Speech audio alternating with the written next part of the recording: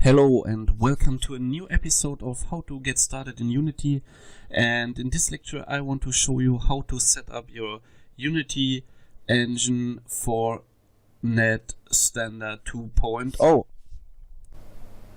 Hello, this will be a short video, but in this video I will show you how to set up your engine for Net Standard 2.0. It's because then you can work with Net Core and with other things. So you have to go to the Edit menu, and now we go to Project Settings, and then we have to choose the player. And when you click on player, you get in the inspector a lot of information, and you can see a lot of config, and we have go down to configuration, scripting, runtime, version. We have to set it to 4.x, and then we have to restart the engine.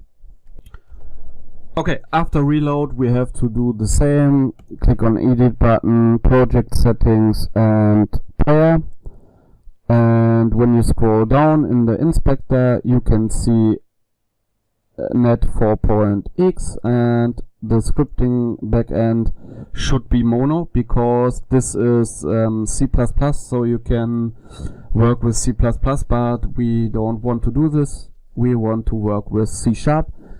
And then you can click on Net 4.x and you can see Net Standard 2.0. With this feature you can create Net Standard 2.0 libraries. So you can create a class library, and then you can copy it into the asset folder and you can use it without errors. In the last lectures or in the last versions of Unity engine, you got a few problems with that because you had to create a class library with Net 3.5, and now you can use a few more features with the new C# version. Okay, and that was the thing to put it to Net Standard 2.0. Don't forget to subscribe my channel, feel free to leave a like and comment my videos. If you subscribe my channel, don't forget to activate the bell so you get informed when I upload new videos. Thank you for watching.